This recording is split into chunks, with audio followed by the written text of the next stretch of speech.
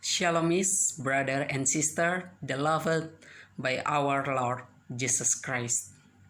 My name is Jonathan Adipapatepa. Now I will Herman in English. The word that I took is Psalm on the 133 verses 1 to 3. Pembacaan yang saya ambil untuk materi khotbah ini terdapat di dalam Mazmur 133 ayat yang pertama hingga pada ayat yang ketiga.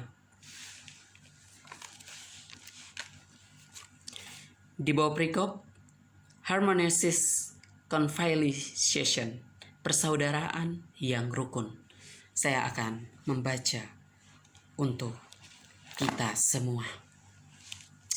Persaudaraan yang rukun, nyanyian ziarah Daud. Sungguh alangkah baiknya dan indahnya apabila saudara-saudara diam bersama dengan rukun. Seperti minyak yang baik di atas kepala, meleleh ke janggut, yang meleleh ke janggut Harun dan ke leher jubahnya. Seperti embun gunung Hermon yang turun ke atas gunung-gunung Sion. Sebab kesanalah Tuhan memerintahkan berkat kehidupan untuk selama-lamanya. Baik. The theme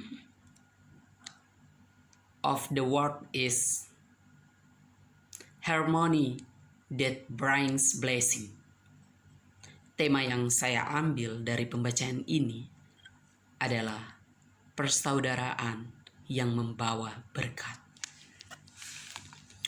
Miss and brother and sister in God. In this family month, di bulan keluarga ini, according a tema I took, very meaningful in family life. Harmony is relationship that is beyond the problem.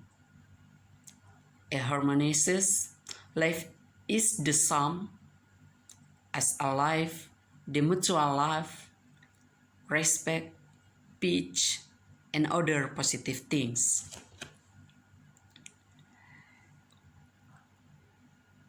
Saudara-saudari yang saya kasihi,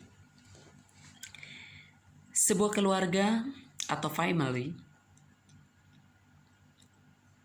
dalam hubungannya tidak selamanya baik.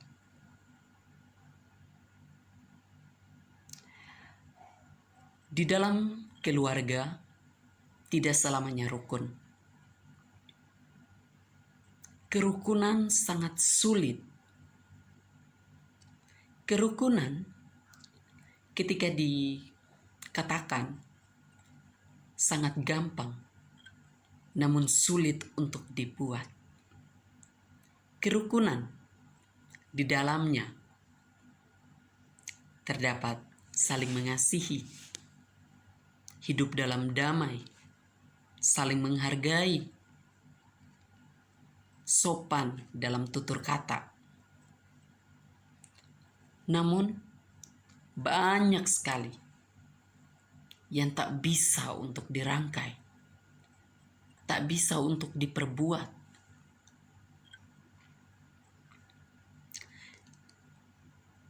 Tidak saling percaya,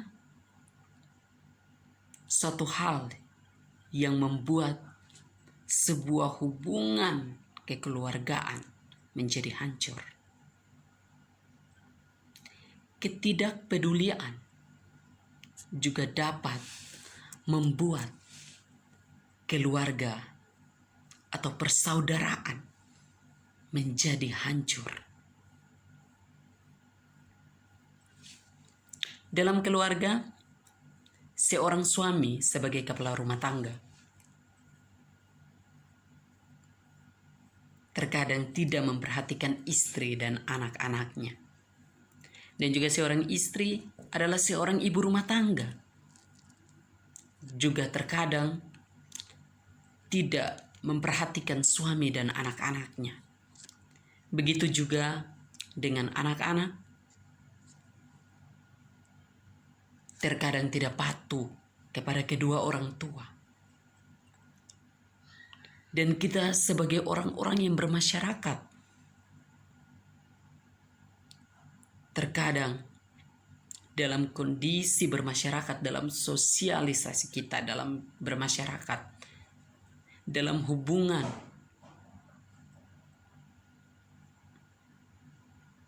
dengan masyarakat, dengan sesama kita, terkadang kita kurang jaga mulut, perilaku, tutur kata.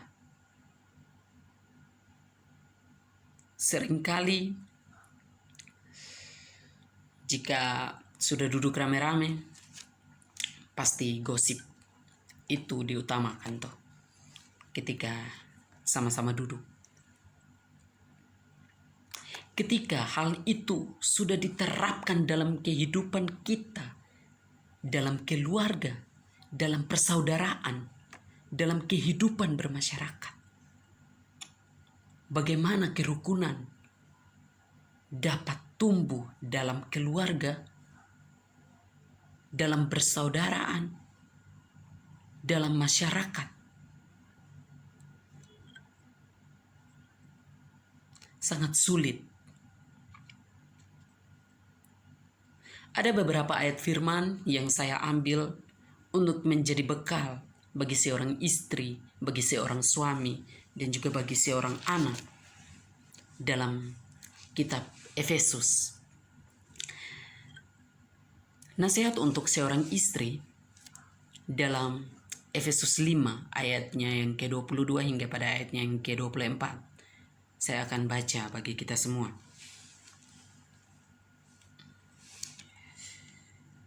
Efesus pasal 5 ayatnya yang ke-22 hingga pada ayatnya yang ke-24. Hai istri, tunduklah kepada suamimu seperti kepada Tuhan. Karena suami adalah kepala istri, sama seperti Kristus adalah kepala jemaat. Dialah yang menyelamatkan tubuh. Karena itu, sebagaimana jemaat tunduk kepada Kristus, demikian jugalah istri kepada suami dalam segala sesuatu. Dalam Efesus ini menyuruh seorang istri untuk tunduk kepada suami. Namun dalam sekeliling saya pribadi, dalam lingkungan saya sebagai pribadi, saya melihat kalau mama-mama paling sulit untuk tunduk kepada sang suami. Intonasi nada seorang istri, mama-mama, lebih tinggi daripada suami. Suami hanya bisa mengalah. Itu yang biasa terjadi. Tapi dalam firman ini menyuruh seorang istri untuk tunduk kepada suaminya. Dan yang kedua, bagi seorang suami, saya ambil dalam Efesus pasal 5 ayatnya yang ke-25 hingga pada ayatnya yang ke-26. Beginilah firman Tuhan. Hai suami, kasihilah istrimu sebagaimana Kristus telah mengasihi jemaat dan telah menyerahkan dirinya baginya untuk menguduskannya sesudah ia menyucikannya dengan memandikannya dengan air dan firman. Dalam firman ini mengajarkan kepada suami untuk mengasihi istrinya. Maka dari itu, setiap suami harus mengikutinya Terkadang bapak-bapak amarahnya yang menimbun, yang sangat tinggi. Kalau biasa mama mulutnya, intonasi suaranya. Tapi bapak-bapak bagian angry-nya, bagian kemarahannya sangat hot, sangat panas bagi bapak-bapak.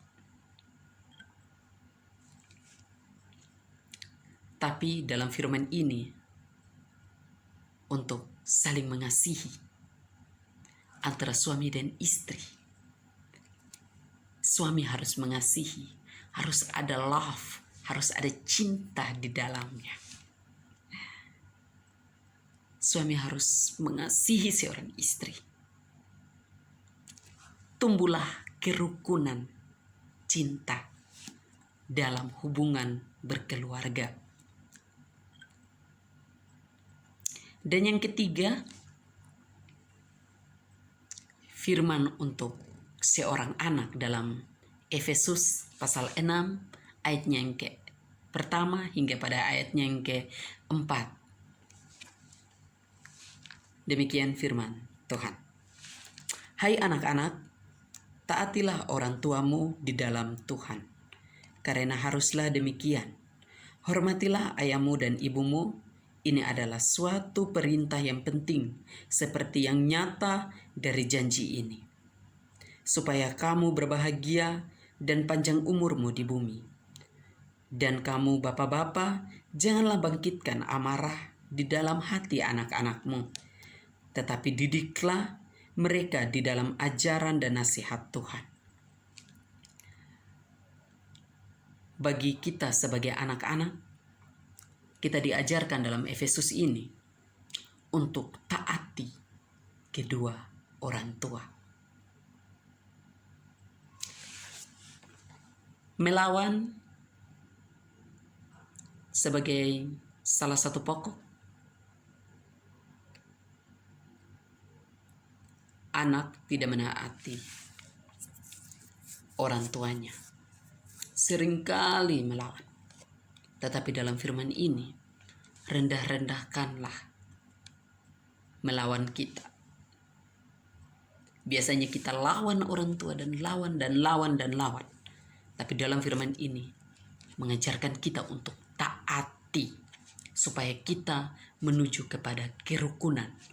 Sehingga mendapatkan berkat dari Tuhan. Maka kita harus rendah hati, taat kepada kedua orang tua.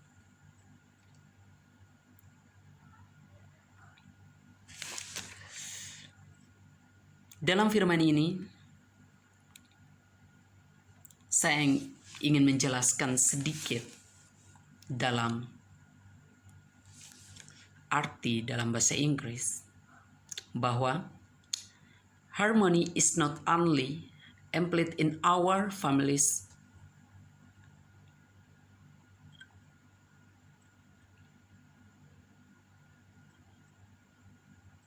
this word teach that a husband must love his wife. The wife must submit to her husband. And the children must respect their parents. Kalau kita sudah hidup menurut dengan firman yang telah dibacakan tadi, maka kita akan mendapatkan berkat yang luar biasa dari Tuhan. Ketika kita terapkan rasa kepedulian kita, menunjukkan rasa kerukunan kita, maka kita akan mendapatkan berkat yang sangat luar biasa dari Tuhan Yesus. Harmony is not only implied in our families, but also in our activities in society. Salah satunya yang harus kita terapkan dalam sosial kita, hubungan sosial kita, Saya ambil satu contoh, yaitu dalam pendidikan kita, dalam masa kuliah. Kita sebagai anak-anak fakultas teologi, dalam teologi kita belajar banyak tentang hal kerukunan. Salah satunya yaitu tentang family, keluarga. Saya ingin menceritakan sedikit tentang pertama kali saya menginjakan kaki saya dalam fakultas teologi. Saya merasa saya terlalu diberkati.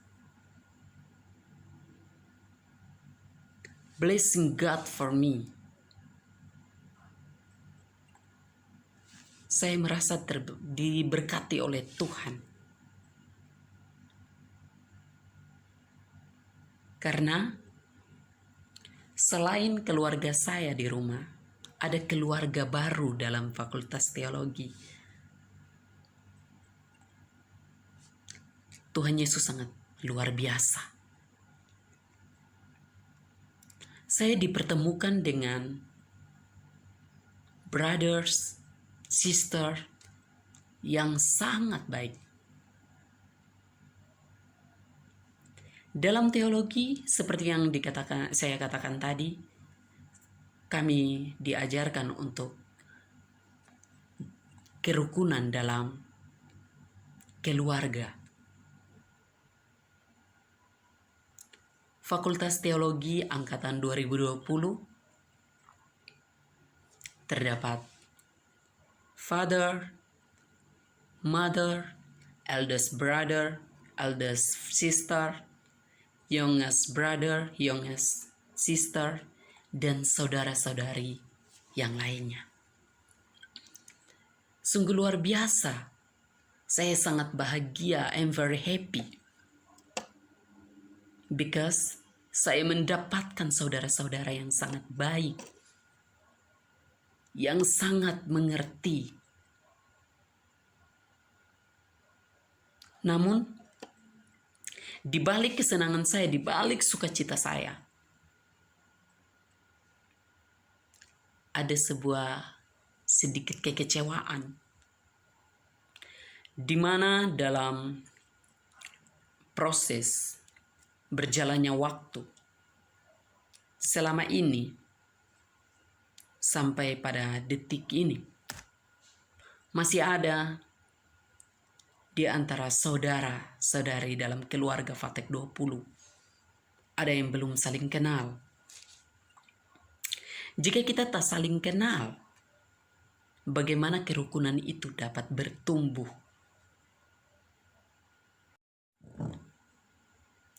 Ketika dalam kehidupan kita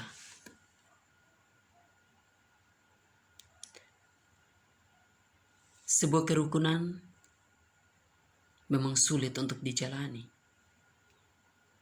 namun harus diterapkan. Karena ada pepatah yang bilang, tak kenal maka tak sayang. Bagaimana kita dapat membuat suatu hubungan keluarga dengan penuh kasih sayang, dengan penuh keharmonisan, tapi kita saja tidak saling kenal. Kenal dalam arti mengenal sifat satu sama lain,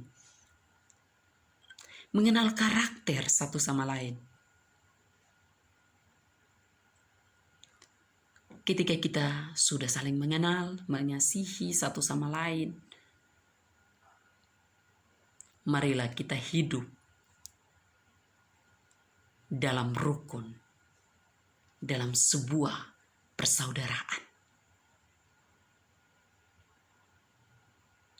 Ketika kita sudah hidup dengan rukun dalam keluarga, dalam persaudaraan kita, dalam fakultas teologi, dalam kehidupan kita bermasyarakat, maka terbuktilah pada ayatnya yang ketiga dari firman ini, yaitu God will come in our life forever. God bless you. Amen.